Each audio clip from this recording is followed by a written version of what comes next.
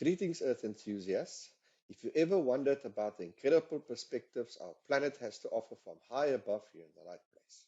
I am Dr. Clive Coetzee, and I'm thrilled to be your guide on this captivating journey into the world of remote sensing. Welcome. And please remember to like, subscribe to, and share this video. Thank you. We've been working on this project that I'm currently busy with, which is cycling patterns and cycling dynamics within 3 towns of New Zealand. We're busy with that project, and I've created some video tutorials on it, just as sort of a background introduction to that project, just to tell you where we are and how we are actually using Earth Engine in conjunction with QGIS and all of these sort of things. So we've been working on this. I'm waiting now. We're doing some write-ups, so there's nothing further to report or to present until a little bit later. So I thought, okay, let's revisit something that I did long time ago. And the reason is because it's been puzzling me for a long time, or not puzzling me, but it's been something that is sad, because it has such a lot of potential, but it's simply just, I wouldn't say impossible until now, but it's very difficult to combine the two, and that is the issue of nighttime lights. As you are aware that from 1992 till about 2013, there was a specific satellite or a specific sensor that was capturing nighttime lights, which was the OLS DPMP, I think, system. You can research that or search for it. So that was the predominant satellite or sensor that was capturing nightlight information. But that system sort of got retired in 2013, and that was then replaced with the VEERS satellite or the VEERS sensor. And that captured their nighttime lights data from 2012, 2013, until present. But the main problem, so in theory, we have a continuous time frame from 1992 till, I think, April 2024, May 2024, so till now. So that's a very, very nice time series. Unfortunately, the two data sets are not compatible. The two sensors are not compatible with one another. So, for example, the OLS system didn't correct for the blooming effect that lights have. So it didn't just measure the light at its source, but also it included the blooming effect as, you know, light moves into further away from the source itself. So it didn't correct for that. And second of all, it had its resolution, spatial resolution was quite low. And third of all, it had a upper limit of 63. So it didn't, no single location could have a nighttime light intensity value of higher than 63 even. So it had that bunching effect, that cluttering effect in the 60s. And so all these problems were addressed with the VEERS system. The VEERS system, and secondly, the DPS, the OLS was sort of on a yearly basis, not necessarily on a monthly basis. So there was a number of issues with it. Nonetheless, it was a very useful data set. And then the VEERS came in and sort of the sensor was updated to correct for all these problems. So the VEERS system now has much higher spatial resolution. It is much higher frequency, which is monthly.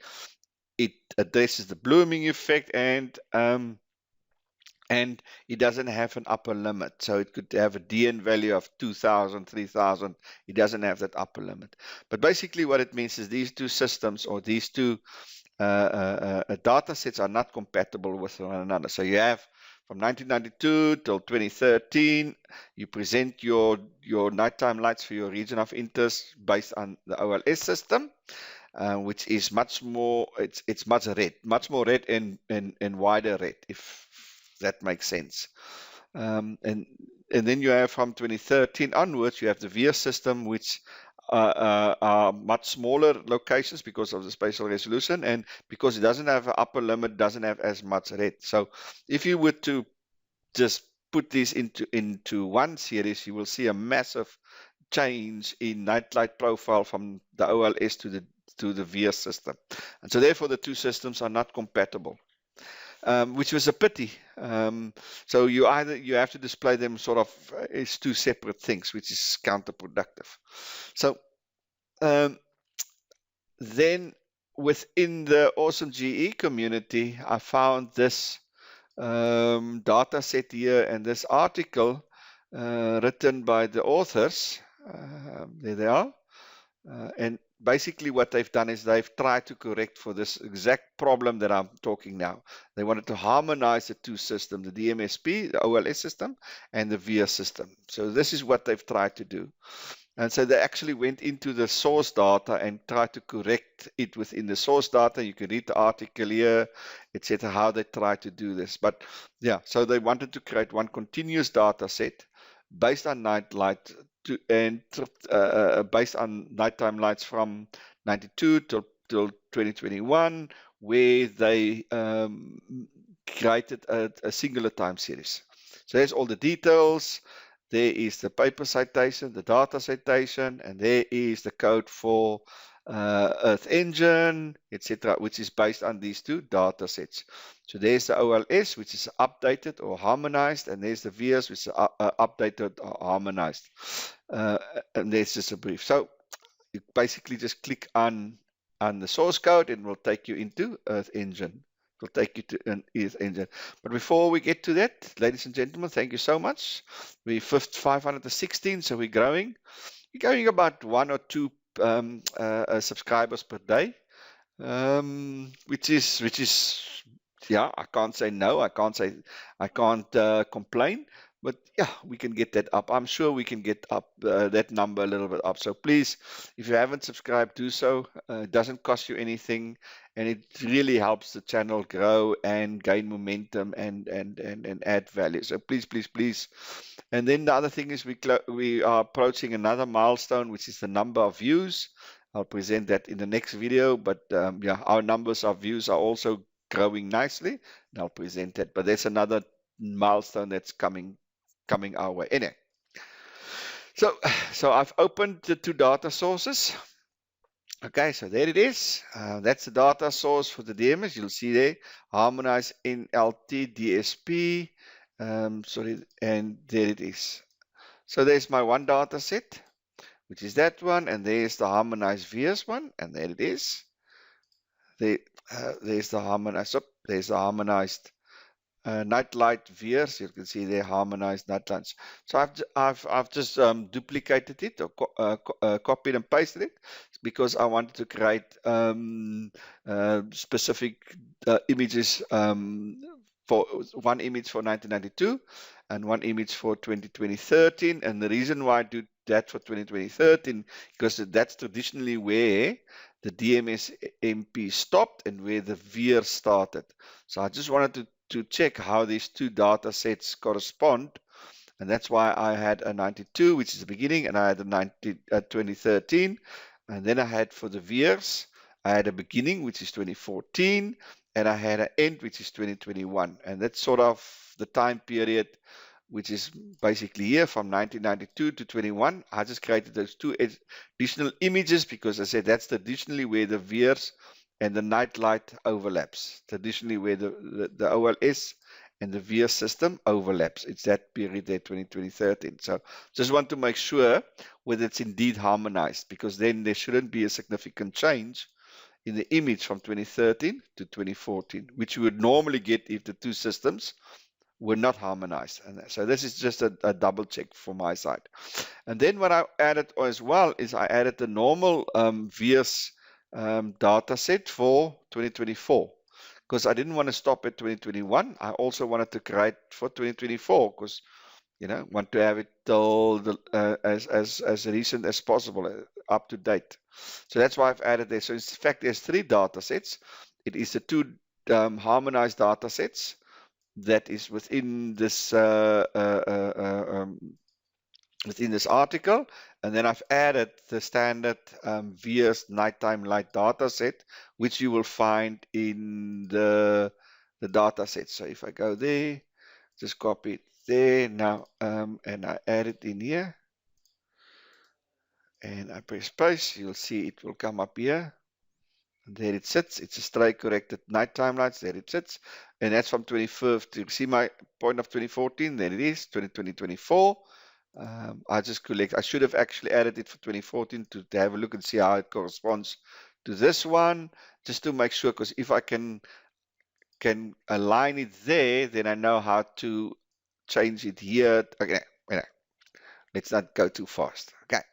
So before that, what I obviously want to do, I add my region of interest, which is our trusty. You should know this by now, which is our trusty region of interest.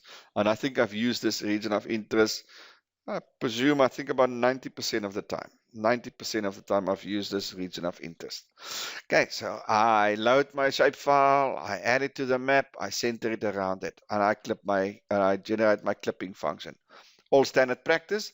And then what I've done is I've generated visualization parameters for all of these images, just to make sure that if there's differences, I can correct those differences within the visualization parameters. And you'll see, for example, there's differences here, 10 and 20 and stuff. And that is just to correct it for visualization purposes, to make sure that if there's, that you have consistency in the presentation of the images. So that, meaning that the presentation doesn't suggest a decrease while there's actually an increase. So you have to compensate for that. So I created various visualization parameters. You'll see the color schemes are exactly the same, but the minimum and maximum numbers I can manipulate to make sure that my presentation or the images, the nighttime light image numbers is more or less consistent. That's the word, consistency. So that's why I've created that. You'll see there's 5 of them. There's 2 of the DSP, the OLS, and there's 3 VS ones, because I've got 2 DM OLS. There's the 2 OLS, there's the 2 harmonized VS, and then the updated VS. So there's my 5 of them. So I just created that. And I said it's just to make sure for consistency. There's no masking to be done. Oh, I mask it for, yeah, so I mask it for the values that's not included, because I can't go to zeros here. You see, if I had zeros here, I would then um, include locations which is less than 10, for example. So if I have 10, then a lot of the places would be empty, and I want a background to it, and this is why I added this. So there will be a background, it will be black. So something like this. You see, it will have a black background. So if I don't do that, if I don't do the masking, it will just tell me where the night lights is, and there will be no background, and then it may, not look so nice. It does it because you want that black for the lights to stand out, so to speak. So if I can't take this out now, unfortunately, then so it's said, if you look at the threshold, so if it's greater than the threshold, you mask it, and you mask it for 0, and that would be a 0 is black. Okay, so that's what the value 0 there means. It means it's black. Okay, and as I said, that will give you that background. So it's just creating a background for those values that's less than the minimum numbers here. That's less than the minimum numbers. Okay, so then I just add my data sets. I clip it. I gave it a date, and it's a mean. Not that I need the mean here, because these are annual data. Okay, so if I go, yeah, so these are annual data. So, but we add the mean just for, just to make sure we're there.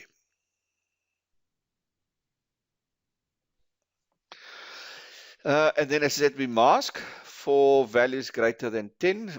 Remember, there's our values 10 there, so that value there, the minimum value must correspond to that value there. So it means less than 10, we have a black background because it's greater than the threshold. So we turn the actual image, and if it's this is greater than, if it's less than 10, we mask them in black, and that's what we do basically here. So that's that, and we do the same for 2013. Now you'll see there I have adjusted the values. So the value for 2013, the value for 1992, minimum value starts at 10 and it goes to 50. And then for 2013, the minimum value starts at 20 and go to 50. So in both cases, the maximum values are the same. It's just the minimum values that's adapted. And we're going to play around and see what, if we change those numbers, what actually happens in terms of our images itself. And I do the same now for the VS. The VS also clip by date, mean, because here it is monthly data.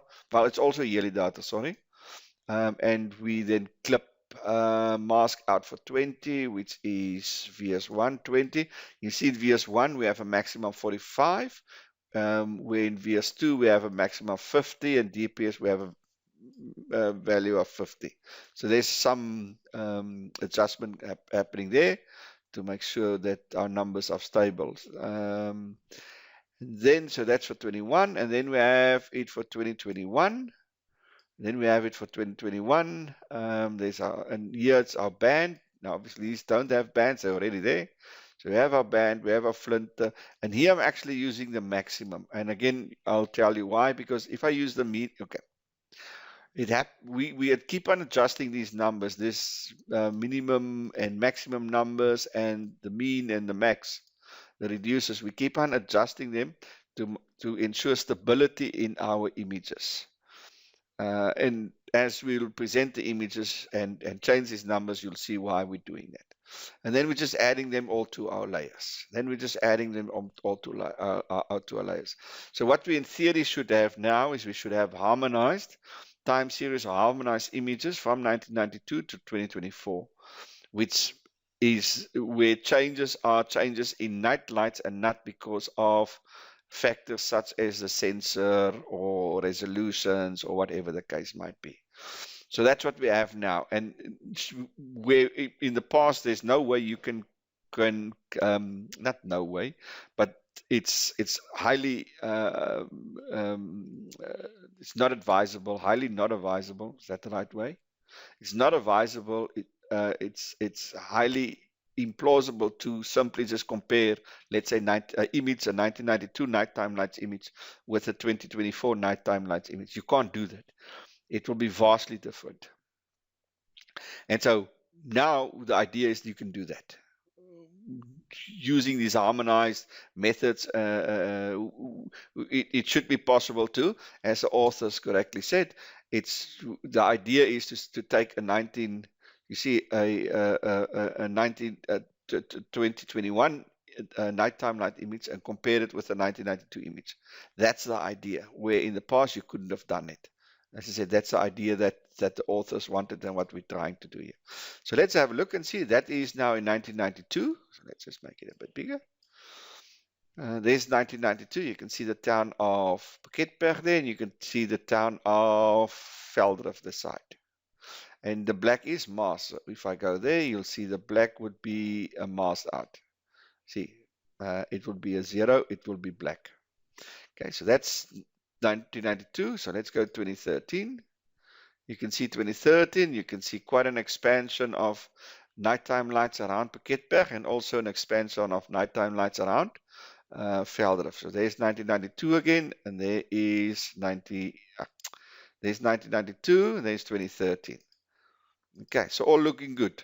It says what it's supposed to say. It's supposed to increase. Or as you know, the nighttime lights picture is supposed to increase because these towns expanded, etc., etc., etc. So this sort of mimics reality. It reflects what should be happening. Then we have 2014. Let's have a look in 2014. and you'll see there's 2014, and you'll see it's not that dissimilar from 2013, and that's what we wanted to have. You'll see there's a bit of a change here, but in terms of the color schemes and stuff, there's not a lot. So that is what we wanted to have. We wanted to make sure that our 2013 calibration and 2014 calibration are very similar, because that's a consistency. If there was big changes, then there would have been internal inconsistencies, and that is a problem. So that's why I wanted that. And then we go to and to generate these consistencies in the data, we played around with the color, with the visualization parameters. And that's why we put it at 45 and 20. And if we change that, let's say also to 50, you'll see there will be a difference there, which is internally not consistent. And then we have 2022, and you can see there 2022. Let's take this out. That's 2022. 2021. So if we take 1992 and if we take 2021, you can see that. And that's exactly what the authors aim to do, and that's what we're aiming to do, is to create a consistent database that's internally consistent, or to create a harmonized data set that's internally consistent, where the changes in night lights are because of the changes in night lights and not because of some exogenous factor like a change in the sensor or change in spatial resolution or change in the upper limit or whatever the case might be, which prevented us to a large degree. So that's cool. That's very, very nice. I have some concerns in that it does not include some of the secondary towns that's here. For example, there's a town, and that could be because of these numbers. So it could be that because we are taking this, our minimum is so high that we are now excluding some of these secondary towns that in 1992 would not have actually had quite a significant nighttime light profile, but now would have. So we need to modify this, but at least we have the two major towns. We have an internally consistent data set here. So now let's have a look at 2024. Remember, this is now not part of the harmonized data set. This is now the raw VS data set that is unharmonized, and we'll be trying to harmonize as well. And that's how it looks. And you can see it's very different. So let's take that out. Okay, so that's, if we just, let's just make it a bit higher. Let's just move into Pakketberg, the town at Pakketberg itself. And let's quickly have a look there. So that is going to be, and I'm not going to go 1992. Let's just do it 2021. So that is 2024. And okay, so let's hope. So that is 2021. And you'll see that is 2024. So a couple of things comes to light. First of all, you'll see that the resolution is much, much higher. So what has happened with the previous harmonized one, they converted the VS temporary resolution to the OLS temporary resolution, meaning they went from a high resolution to a low resolution, which you can do, but it's very difficult to go from low resolution to high resolution. So we will then have to take our data set and also do the same, move from this high resolution to a low resolution. And because and you can see because it's low resolution, lower resolution, you have a much wider area than when you have a high resolution. So high resolution is much more closer, narrower area, and it's because also, so you can see also the VS are detecting these other locations, which our harmonized one is not detecting. Our harmonized one is excluding these other locations where the VS are including. That's why I said it's so difficult to compare these two. So at least we can now compare from 9, because this would have been impossible between 2013 and 2014. But now we have the harmonized at 2021. Now we need to harmonize it till 2024. So the question is, how do we go from this? How do we harmonize this with something that looks like this, but reflects the latest nighttime lights profile? And that's the harmonized question that we need to address and stuff. Okay, so but what? Okay, so let me just go there again. So if I go 2024, you'll see there it detects these locations here as having nighttime lights, which is that is excluded from the harmonized views. Let's call it the actual views, and this is the harmonized views. So this is the actual views, and the actual views is lower spatial resolution, etc., etc. So what we now need to do, for example, is either decrease the minimum value of the harmonized so that these locations are presented, or we have to increase the minimum value in the actual views so that we exclude these. Problem is if we increase the minimum value for the actual views, then obviously these locations will disappear, but also our main towns will also become smaller, which puts us even further away from this. So you sort of now in those sort of issues or problems where you have to see how do you harmonize? What's the best method? Do you harmonize from views to the actual to the harmonized, or from the harmonized to the actual? So that's the decisions that we have to take. But nonetheless, there's some, at least we can go from 1992 till 2021. And you'll see there's a significant increase in nighttime lights, in the nighttime light profile in Piketberg, in Veldrif, the two towns from 1992 till 2021, which is obviously progress, economic growth, population increase, etc., etc. But however, it's not without its limitations, but we're going to work through that. We're going to see how we're going to address this. But this is the beginning of the work. This is how we're going to start. The exercise is to put this down there and to see what these images represent, and then to see, okay, how do we need to improve them? And if we need to improve them, what tools do we have available to improve them? Okay. But it's important that we look into these systems. Doesn't matter if you're using two or more different um, systems or satellites or sensors. It's always important to make sure there's internal consistency. Otherwise, you will interpret there's significant changes, but the changes are not due because of the fundamentals of the underlying realities. It's because of a sensor change or this and that. So it's always important to ask your question, is the change because of the change itself, or is the change because of some exogenous factors like, the systems are not compatible or whatever the case might be. And that's the pity of the nighttime lights, because we have wonderful nighttime light data.